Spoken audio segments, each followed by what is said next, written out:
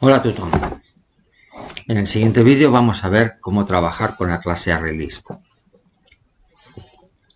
Hasta ahora habíamos visto los arrays estáticos. Los arrays estáticos nos permiten ya trabajar con diversos valores del mismo tipo. Por ejemplo, diversos enteros, diversos chars, etc. Incluso diversos objetos de una clase. Pero los arrays estáticos tienen un inconveniente muy importante. Y es que no podemos redimensionar los arrays de manera dinámica. ¿Qué quiero decir? Pues que si hemos establecido un tamaño para el array, no podemos hacerlo más grande o más pequeño, en función de las necesidades que tengamos en cada momento.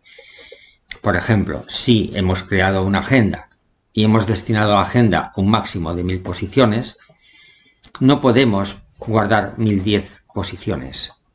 En el momento en que llegamos al límite, si queremos guardar más posiciones, lo único que podemos hacer es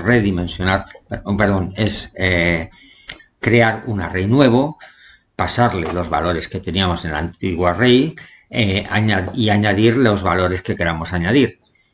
Pero en el futuro podemos volver a tener el mismo problema y tendremos que, cada vez que queramos aumentar el tamaño, pues redimensionar el array de esta manera, creando un array nuevo.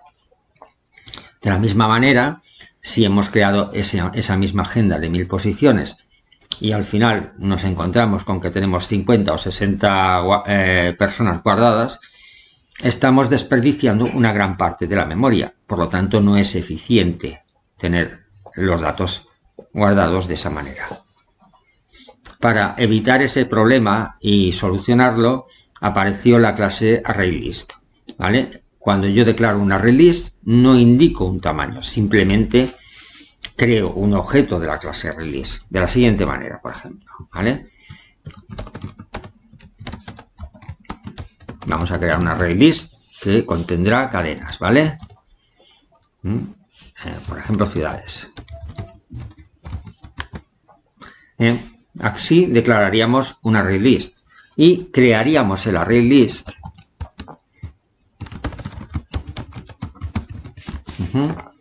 Por tanto, en esta parte estamos declarando una variable que contendrá un ArrayList. Y en esta parte estamos creando el ArrayList, creando un objeto de la clase ArrayList, ¿vale? Ya sabéis que estas dos acciones las puedo hacer por separado, ¿vale? Por ejemplo, así. Pero como en este caso vamos a hacer las dos, pues podemos evitar, digamos, un paso intermedio y hacerlo directamente todo en la misma línea. Muy bien. Ya hemos declarado este ArrayList. El siguiente paso, bueno, mejor le llamaré list, ya veréis por qué, porque en principio tengo otros datos ya guardados, preparados, llamándolo así, ¿vale? Bueno, decía que ya hemos creado este ArrayList. Lo siguiente que podemos hacer, en este momento el ArrayList tiene 0 posiciones y por tanto ocupa 0 posiciones de memoria. Ahora vamos a añadirle datos. Por ejemplo, le vamos a añadir 3 datos, 3 ciudades. ¿Vale? Pues, por ejemplo, así. ¿Vale? Creamos esas 3 ciudades. Y vemos que para añadir datos a un ArrayList utilizamos un método llamado add que nos permite añadir un objeto a ese ArrayList, un dato. Muy bien. Y para ver el contenido podemos utilizar de la manera más simple el método toString o directamente mostrar en la lista usando el toString implícito de la clase ArrayList. ¿Vale? Vemos que ese ArrayList tiene estos 3 datos. Yo puedo ir añadiendo datos, ¿vale? Por ejemplo, añadir estos datos a posteriori, o sea, después de mostrar. Añado 3 ciudades más y vuelvo a mostrar el contenido del ArrayList, por ejemplo, ¿vale? Aquí vemos que tenía las 3 ciudades iniciales y aquí hemos añadido 3 más y ahora tiene las 6 ciudades. ¿De acuerdo? Bueno, de todas maneras, esta no es la manera más eficiente de mostrar los datos de un ArrayList.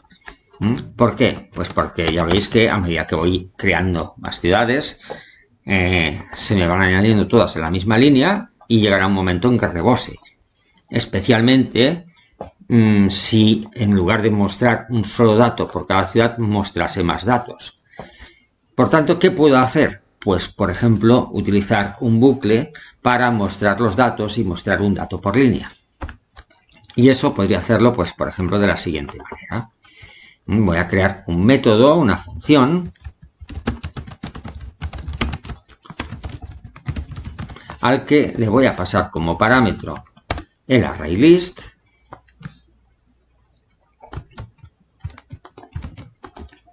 y que va a mostrar esos datos. En primer lugar voy a mostrarlo utilizando un bucle tradicional de los que conocemos, o sea, con un contador. Y vamos a ver otro método más de la clase ArrayList, que es el método size. El método size me dice el tamaño o me devuelve el tamaño de un ArrayList. Por tanto, si yo de ese objeto list llamo al método size, en este caso me obtendrá un 6. En este caso porque son 6 los elementos que he guardado en el ArrayList. Llamamos a I++ para incrementar el contador en cada iteración. Y aquí puedo ya mostrar cada uno de los elementos, ¿no? Y para hacer referencia, para obtener cada elemento de la lista, utilizaremos otro método, el método get.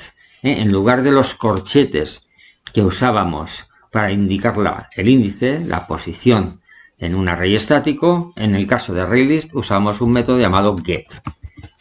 Y dentro del paréntesis que usamos para llamar al método, ponemos el índice. ¿Vale? Si ahora ejecutamos, como no le hemos llamado, pues no hace nada, pero en el momento en que le llamemos,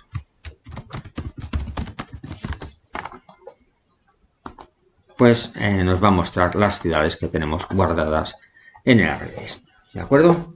Muy bien. Aún podemos optimizar más esta función, este método, utilizando lo que se llama un un bucle de tipo for each. El bucle de tipo for each se suele usar cuando queremos recorrer todo un array, sea estático o sea dinámico, ¿vale? Y es en la forma parecida al for, pero no utiliza un contador, porque la idea del for each es que en cada iteración tomará uno de los elementos del array, ¿vale? En nuestro caso el ArrayList es de strings, por tanto obtendré un string con cada ciudad, ¿vale? Y lo voy a declarar de esta manera. Este va a ser el string que tomaré en cada iteración y aquí he de indicar la lista donde voy a obtener los strings, o sea, la lista que contiene los datos. Y aquí mostraré la ciudad, ¿vale? Veis que este bucle es mucho más fácil de implementar, pero no tiene contador. Y eso significa que a veces sí que necesitaremos contador y en ese caso pues usaremos un for normal, ¿vale? Ya veis que funciona igual en este caso, ¿vale? Muy bien. Y a continuación lo que vamos a hacer es que está muy bien, digamos, poder recorrer los elementos, poder ir mostrando, etcétera, pero en otras ocasiones, en lugar de un string, un simple string, puede ser que tengamos objetos más complejos. Por ejemplo, una clase city como la que me he creado, que no solo tiene el nombre de las ciudades, sino también el número de habitantes, ¿vale? También en este caso pues me he creado mi constructor, mis getters y mis setters, y también he creado un método llamado toString, derivado de la clase object, un método toString que mostrará el nombre de la ciudad y los habitantes entre paréntesis. ¿De acuerdo? Muy bien, pues para ello, por tanto, ahora no tendré un ArrayList de strings. Ahora tendré un ArrayList de ciudades, de objetos de la clase city. ¿Vale? Voy a sustituir, obviamente, todo lo que había puesto aquí. ¿Vale? Ahora ya tengo los objetos de la clase city. Fijaos que estoy creando el objeto directamente al llamar al método add. Esto es exactamente lo mismo que si hiciera lo siguiente.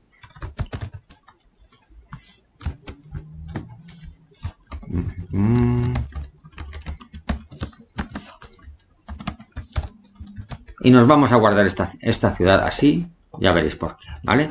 En realidad, hacerlo así y de la otra manera es exactamente igual. O sea, aquí creo el objeto y lo guardo, o sea, y lo añado, y aquí estoy haciendo las dos acciones a la vez, crear el objeto y añadirlo, ¿vale? Muy bien, y ahora, claro, lógicamente lo que ya mando al método no es un array list de strings, sino de city, ¿vale?